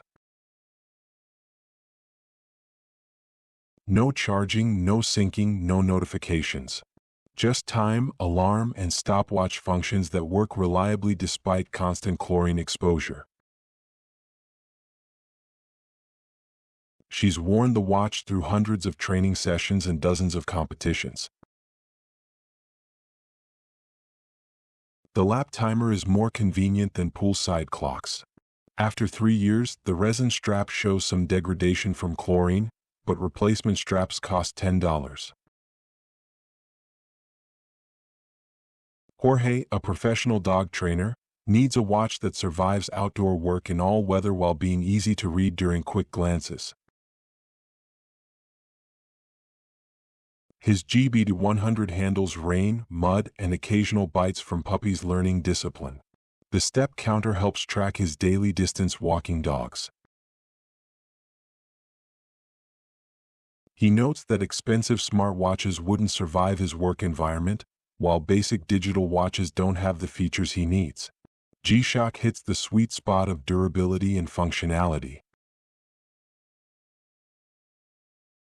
These stories illustrate something important. G-Shock users aren't collectors keeping watches in safes. They're people actually using these watches hard, in demanding conditions over long periods. The watches work not because users are careful but because they don't need to be. This real-world reliability, proven across decades and millions of users, is why G-Shock maintains its reputation. The brand's promises aren't aspirational or theoretical. They're descriptions of actual performance that users verify every day. Kikuo Ibe retired from active product development but remains involved with G-Shock as a brand ambassador and advisor.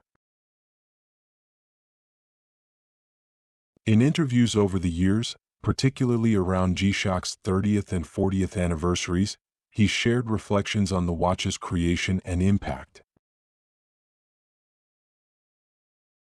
In a 2013 Reddit AMA, Ask Me Anything, Ibe answered questions from fans worldwide.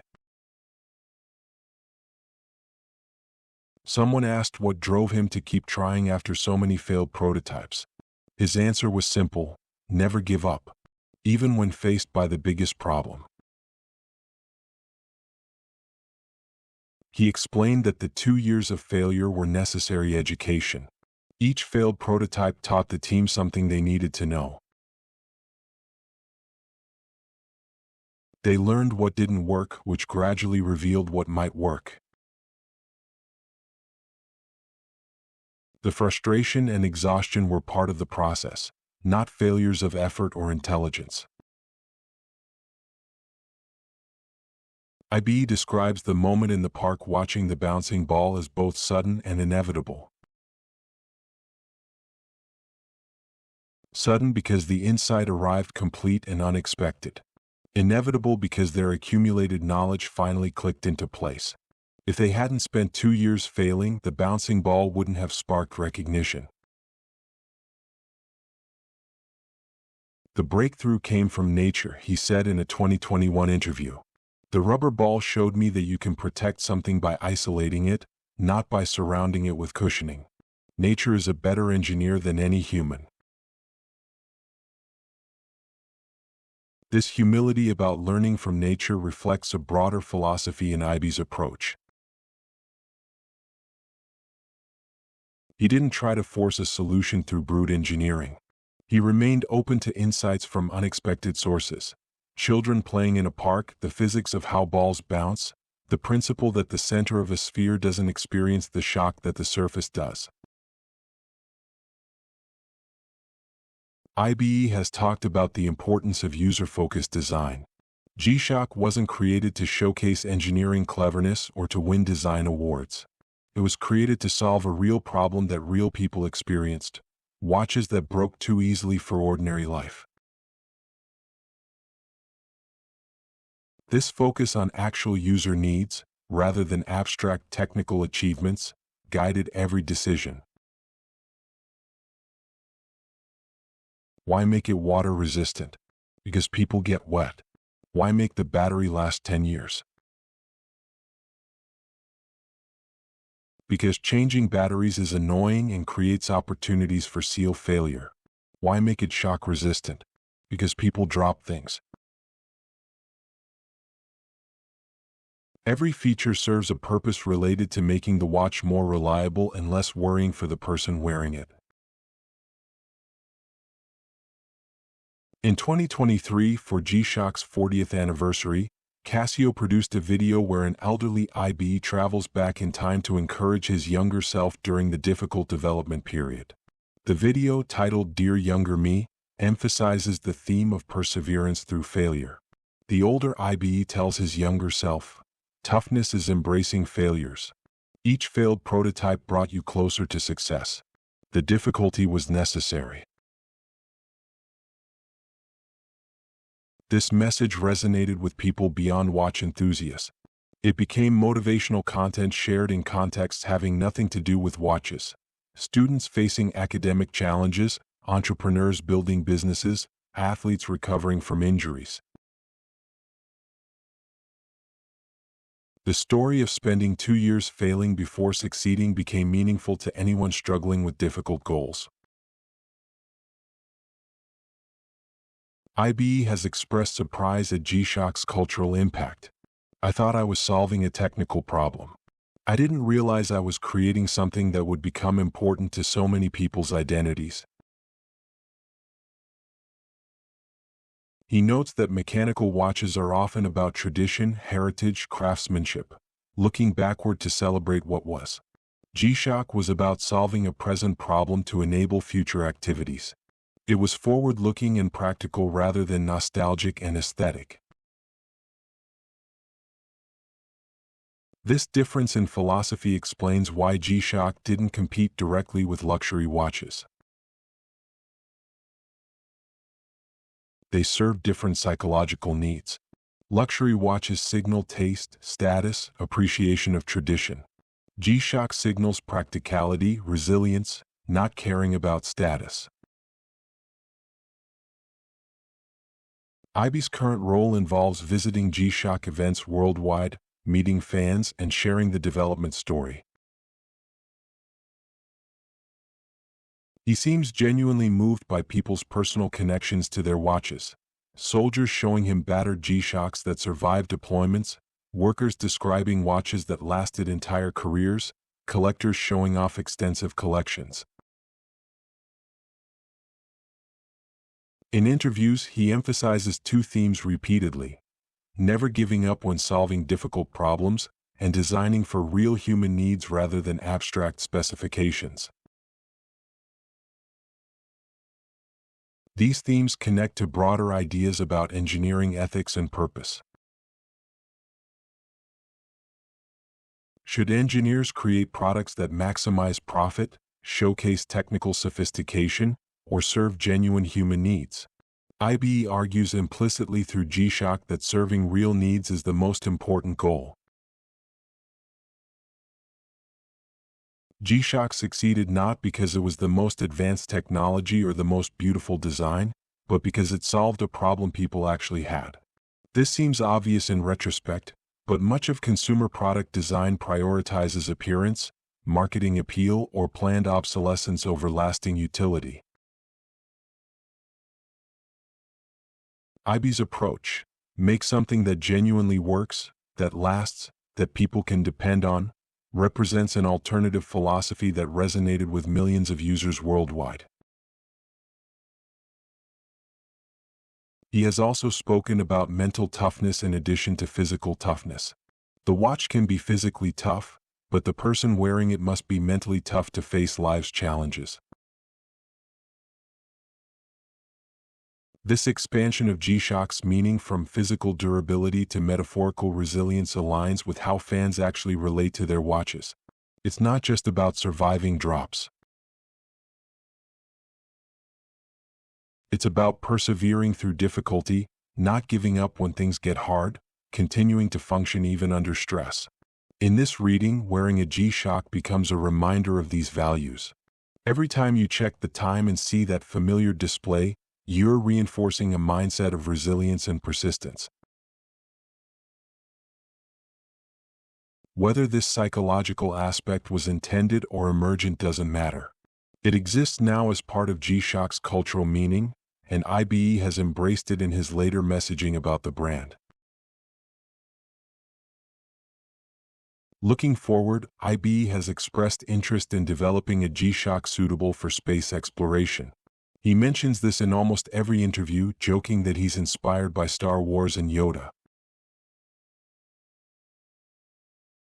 But beneath the humor is a serious question. What would it take to make a watch that survives space environments, vacuum, radiation, extreme temperatures, the mechanical stress of launch and re-entry? Whether this project happens remains to be seen. Ibe is in his 70s now, and while still sharp and engaged, developing space-worthy watches would be a multi-year effort requiring institutional support beyond what one engineer, even a legendary one, can provide alone. But the aspiration itself reflects G-Shock's core philosophy: identify an extreme challenge, figure out how to survive it, create a tool that enables people to do difficult things without worrying about their equipment. Ibe's legacy extends beyond the specific watches he designed. He demonstrated that solving real problems for real people, with persistence through failure and humility about learning from unexpected sources, can create products with lasting value and cultural significance. G-Shock exists because an engineer dropped his father's watch, felt disappointed, and refused to accept that watches had to be fragile. That refusal, sustained through 2 years of failure, ultimately changed what watches could be and what they could represent. As G-Shock approaches its 5th decade, the brand faces questions about relevance in a world increasingly dominated by smartwatches and changing technological expectations. Smartwatches from Apple, Samsung, Garmin, and others offer features G-Shock can't match: touchscreens, apps, notifications, health tracking, payment systems. They're essentially wrist-mounted computers rather than watches in the traditional sense. Some predicted this would make traditional watches obsolete, including G-Shock.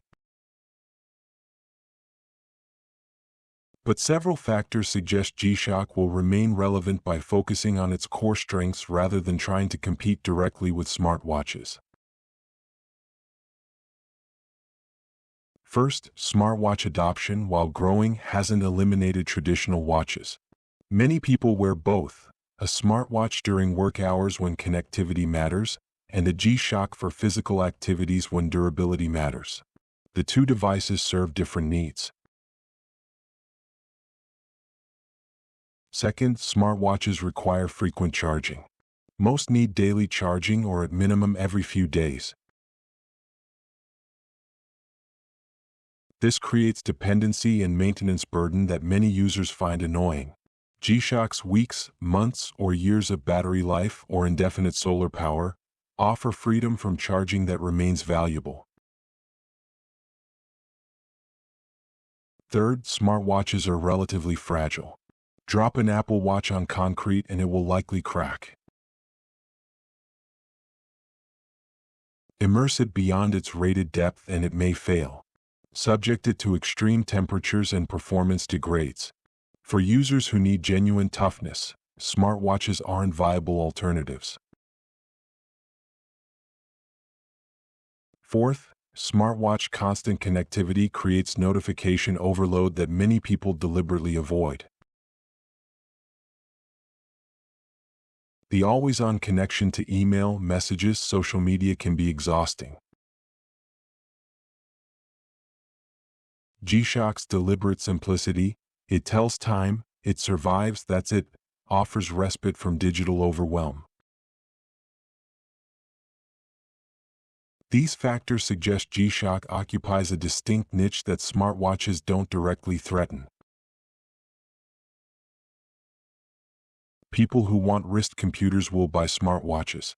People who want tough, reliable timekeeping with minimal maintenance will buy G-Shocks. Casio has responded to smartwatch competition by selectively adding smart features that align with G-Shock's identity. Bluetooth connectivity for automatic time sync makes sense.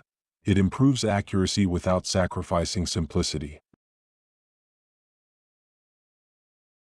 Solar charging makes sense.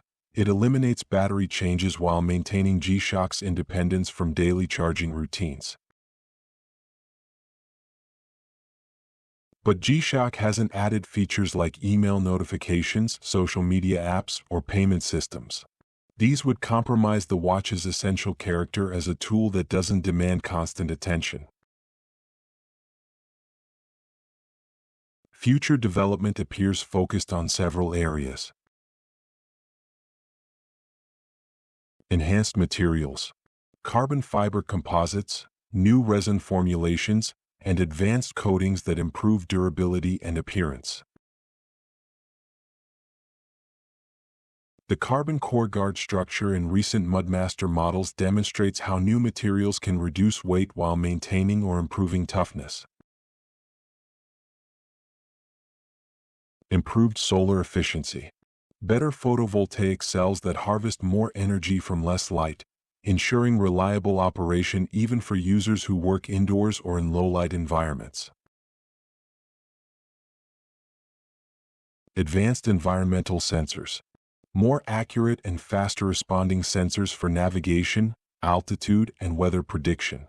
GPS improvements that reduce power consumption while increasing positioning accuracy. Sustainability initiatives. Using recycled materials where possible, designing watches that can be fully repaired rather than replaced, and reducing environmental impact of manufacturing. This last point reflects growing consumer concern about sustainability. G-Shock's long-lasting nature already aligns with environmental values. A watch that lasts decades creates less waste than devices replaced every few years. But Casio is exploring how to make this advantage more explicit and comprehensive. One possibility is offering official refurbishment programs where old G-Shocks can be restored to like-new condition rather than discarded. Replace worn straps, refinish scratched cases, replace batteries and modules if needed. This would extend watches' lives even further while creating a service revenue stream for Casio. Another development area is customization, allowing customers to select specific combinations of case, bezel, strap, and module could create more personal connections to watches while addressing the reality that different users need different features. Some users need compass and barometer.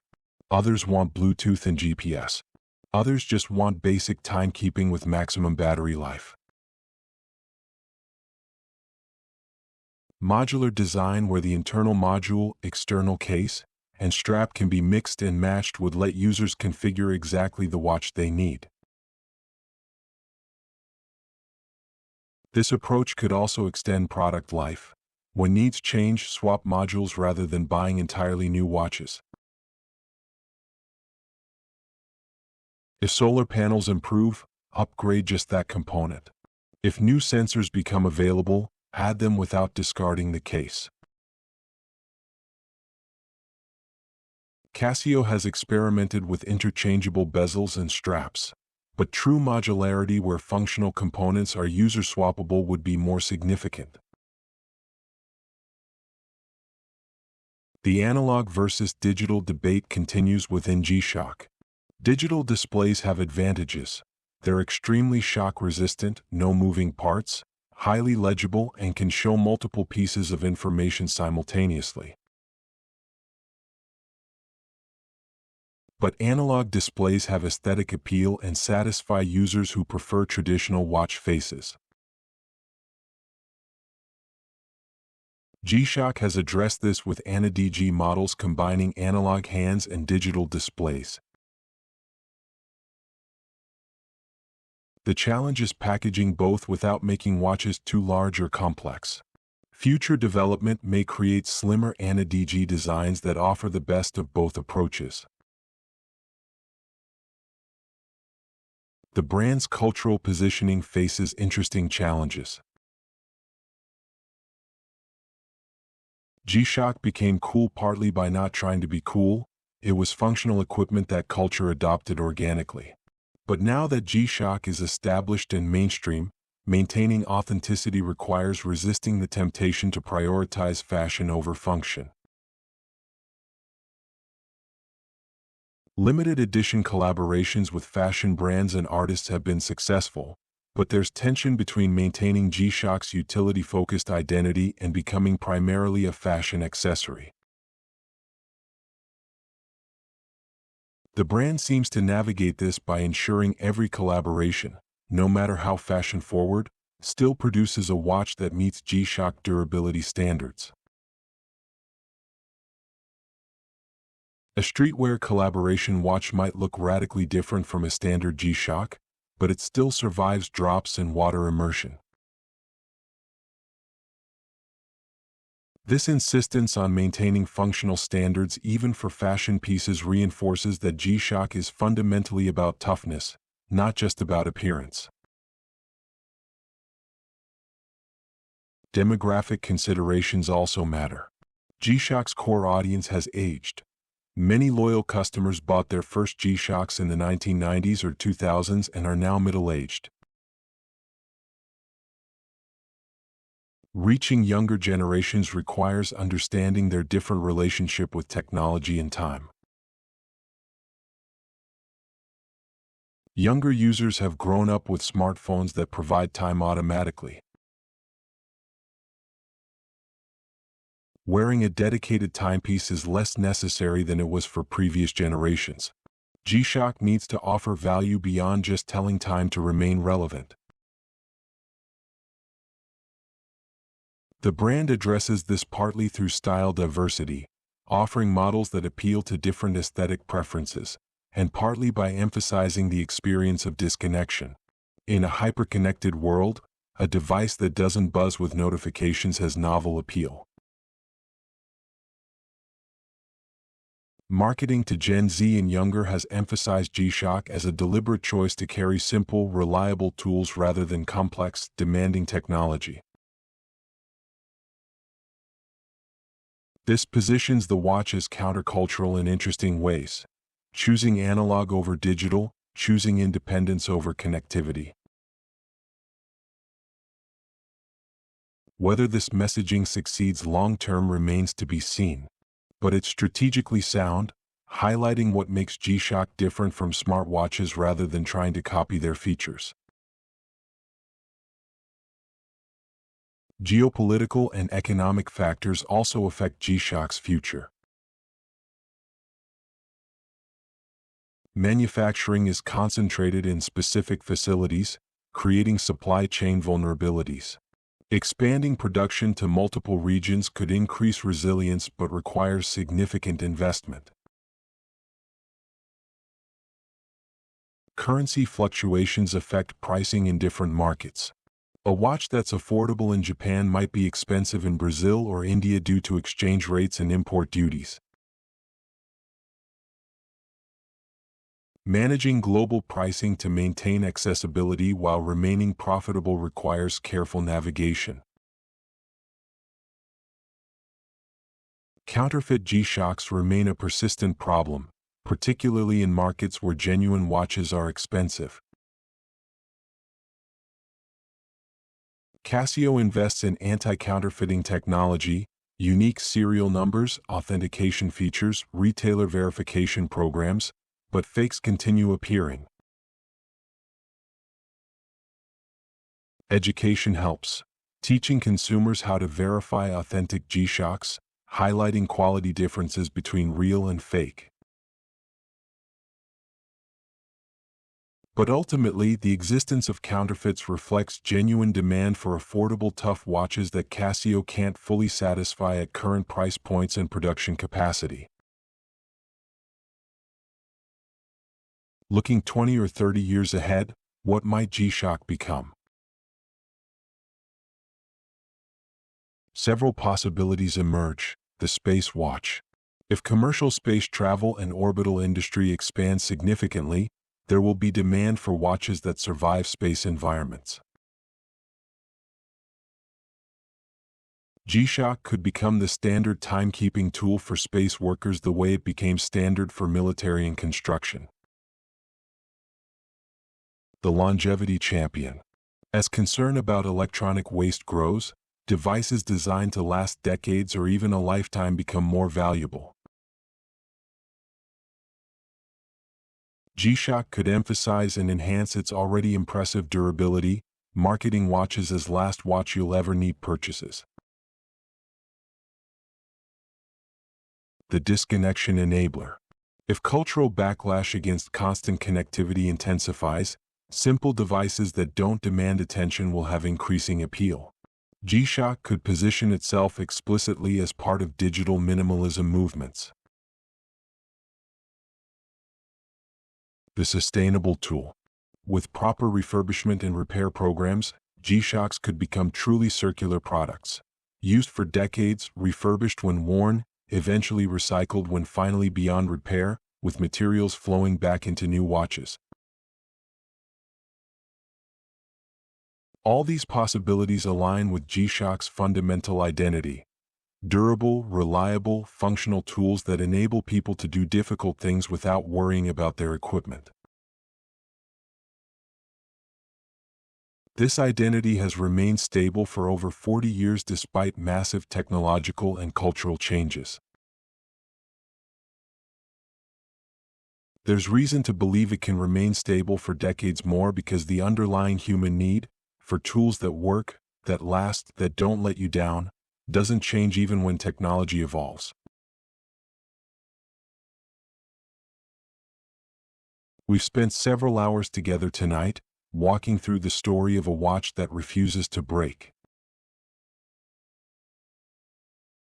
From a broken gift in a Tokyo apartment to over 140 million watches worldwide. From an engineer's frustration to a cultural phenomenon spanning generations and continents. But perhaps the most important thing about G-Shock isn't the technical specifications or the cultural impact or even the stories of survival. It's the simple promise at the center of everything. You don't have to worry. Or the watch. Use the watch. Live your life. The watch will be fine. In a world that often feels fragile, where so much demands careful handling and constant attention, where mistakes have consequences and carelessness leads to breakage, there's profound comfort in having something that doesn't require that care. G-Shock says, "You can be clumsy with me. You can forget about me. You can drop me, hit me, submerge me, and it'll keep working. You don't need to protect me because I was designed to protect myself." This message extends beyond watches into a philosophy about tools and trust and what we choose to depend on. You lying here now don't need to be unbreakable. You don't need to handle everything perfectly. You don't need to never fail or never make mistakes. You can be human, fragile, fallible, occasionally careless, and that's okay. Let the watch be tough. Let your tools be reliable. You can be soft. As you rest tonight, you don't need to keep perfect time. You don't need to maintain rigid schedules. You don't need to track every hour and minute. You can let time become vague, unmeasured, unmanaged. You can drift without knowing exactly when you fell asleep or how many hours you slept or whether you're sleeping efficiently enough. Just rest. Let yourself be imperfect. Let yourself be vulnerable. Let yourself stop functioning for a while so that tomorrow you can function again. Your body has its own rhythms, its own timekeeping systems that don't need conscious management. Your breathing slows automatically. Your heart rate decreases naturally. Your brain processes and consolidates and repairs without requiring instructions. You don't have to manage your sleep the way Kikuo Ibe managed G-Shock development. You don't have to engineer your rest or test prototypes or iterate toward perfection. You just have to stop resisting. Stop trying. Stop thinking about whether you're doing it right. Let your mind wander where it wants to wander. If thoughts arise about tomorrow or yesterday or things you need to do, let them arise and drift past like clouds. You don't have to engage with them or solve them or remember them. The story we've told tonight about perseverance through failure, about not giving up despite setbacks, about eventually succeeding after years of trying, that's for when you're awake and working on difficult things. Right now, your job is not to persevere. Your job is to surrender, to let go.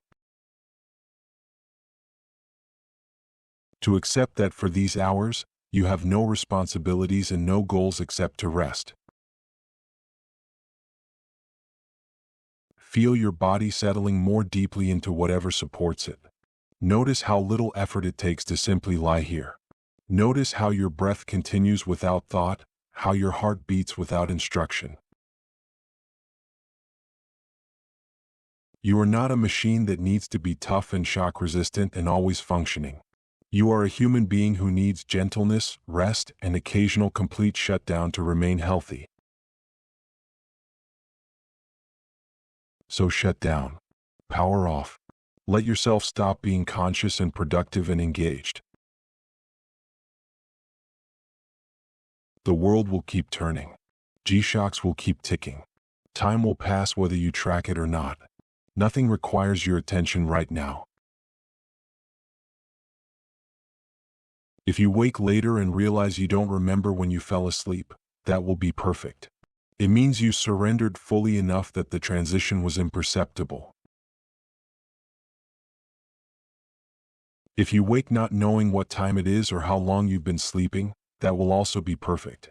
It means you rested without monitoring yourself. And if you remember this entire story, if sleep didn't come easily tonight, that's also okay. You still rested. You still gave your body time lying still. That has value even without unconsciousness. Be gentle with yourself tonight. As gentle as G-Shock is tough. As forgiving as G-Shock is unforgiving of impacts. You don't need to be perfect. You don't need to break records or achieve goals or optimize anything. You just need to be here, breathing, existing, resting. The Unbreakable watch can keep time without you. The world can function without you. For these hours, everything can wait. Good night.